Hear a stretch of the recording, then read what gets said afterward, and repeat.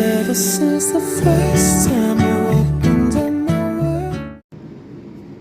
Good morning class, कैसे हैं आप लोग? आशा करती हूँ आप सभी ठीक होंगे।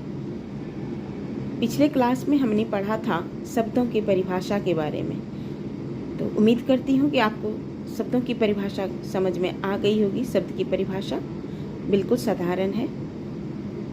कोई भी संदेह हो तो आप कमेंट के माध्यम से मैं पूछ सकते हैं, मैं बताऊंगी। तो आगे बढ़ते हैं। आज हम जानते हैं शब्दों के भेद के बारे में। Kinds of words. शब्दों के निम्नलिखित भेद हैं। पहला, उत्पत्ति के आधार पर। दूसरा, रचना के आधार पर। तीसरा, प्रयोग के आधार पर। और फोर्थ, अर्थ के आधार पर। ये 4 हैं शब्द के भेद। फिर इसके डिटेल में जाएंगे कि उत्पत्ति के आधार पर उसके फिर कितने भेद होते हैं, फिर रचना के आधार पर उसके कितने भेद होते हैं, प्रयोग के आधार पर कितने भेद होते हैं और अर्थ के आधार पर कितने भेद होते हैं। तो सबसे पहले आइए जानते हैं उत्पत्ति के आधार पर। इसके भेद जानने से पहले हम जानते हैं कि उत्पत्ति का आधार क्या है। स्टूडेंट, हिंदी भाषा की जननी मूलतः संस्कृत है। हिंदी भाषा आया कहाँ से? इसका मूलतः जो है संस्कृत है। जननी का अर्थ होता है जन्म। तो हिंदी भाषा का जन्म जो हुआ है संस्कृत भाषा से हुई है। परंतु समय के साथ साथ भाषा में कुछ शब्दों के रूप बदलते रहते हैं। कुछ शब्द अन्य भाषाओं से आकर उसमें शामिल होते रहते हैं और कुछ समय बाद उसी भाषा का हिस्सा भी बन जाता है। कहने का मतलब यह है कि हिंदी भाषा को जो जननी है वह संस्कृत है, लेकिन समय के साथ साथ यह कुछ शब्दों के रूप में बदलते रहते हैं, कुछ शब्दों के बारे में बदलते रहते हैं। तो इसके पहले आपने शब्द की परिभाषा को जाना कि शब्द क्या होती है, और कुछ शब्द जो है दूसरे भाषाओं से आकर उसमें शामिल हो जाते हैं और उस शामिल ही के साथ साथ वह एक हिस्सा भी बन जाता है। तो आइए अब शब्दों की उत्पत्ति के आधार पर 4 भेद होते हैं, उसके बारे में जान लेते हैं। कौन कौन? पहला तत्सम, दूसरा तद्भव, तीसरा देशज, चौथा विदेशी।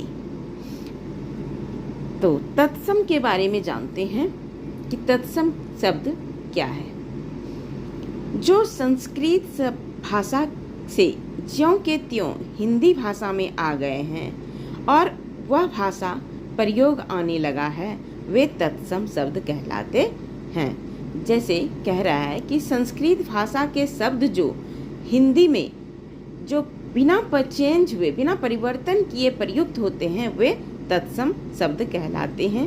जैसे कर्म, दुग्ध, वधु, ग्राम आदि। क्या कह रहा है?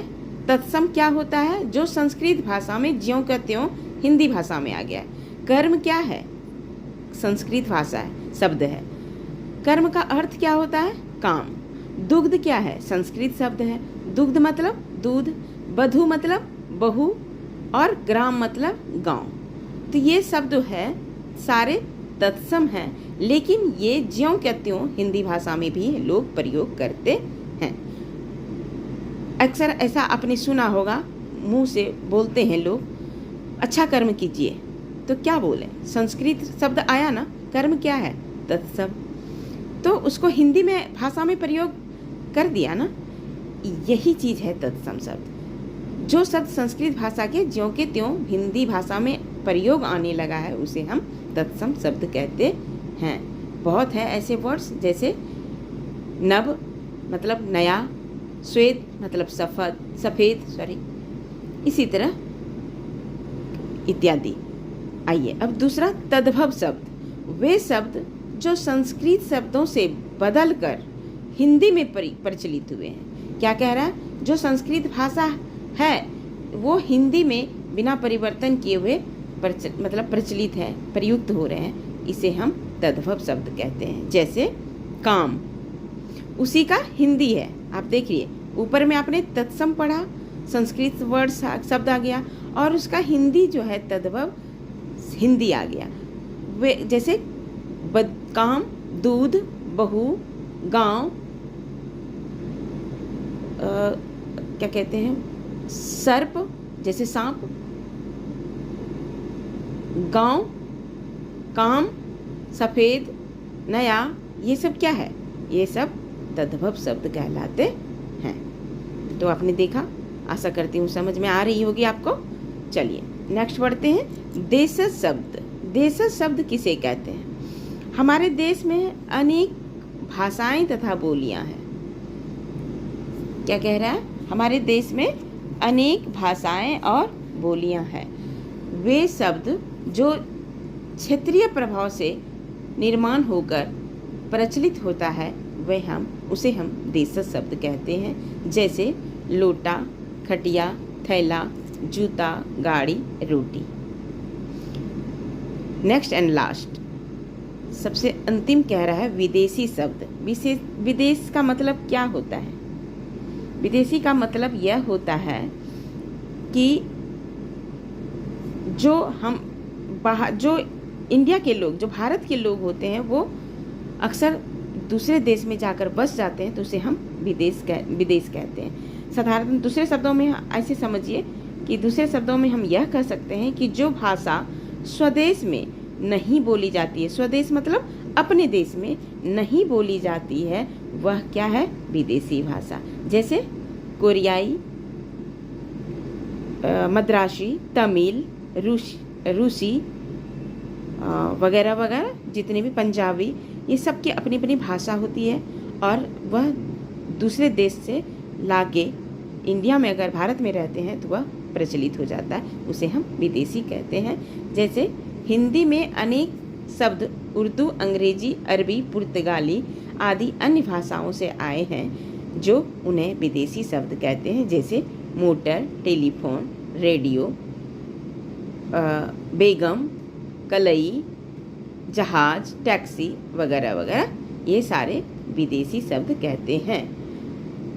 समय समय पर भारत में जो है अनेक क्षेत्र से लोग आते हैं और अपने अपने क्षेत्र की भाषाओं को प्रयोग में लाते हैं। यही जो भाषा प्रयोग में जो लाते हैं, यही भाषा जो है ना हिंदी में मिलकर इसकी खिचड़ी पक गई है, उसे हम विदेशी भाषा कहते हैं। ऐसे जानिए। तो आशा करती हूँ कि आप लोग को समझ में आ गई होगी। आज की क्लास मैं यहीं ख़त्म करती हूँ। कोई भी संदेह हो, कोई भी कठिनाई, कोई भी दिक्कत, कोई भी डाउट हो तो हमें कमेंट के माध्यम से पूछिए, मैं उसका जवाब दूंगी। तो मिलते हैं नेक्स्ट क्लास में, तब तक के लिए धन्यवाद। 'Cause ever since the first time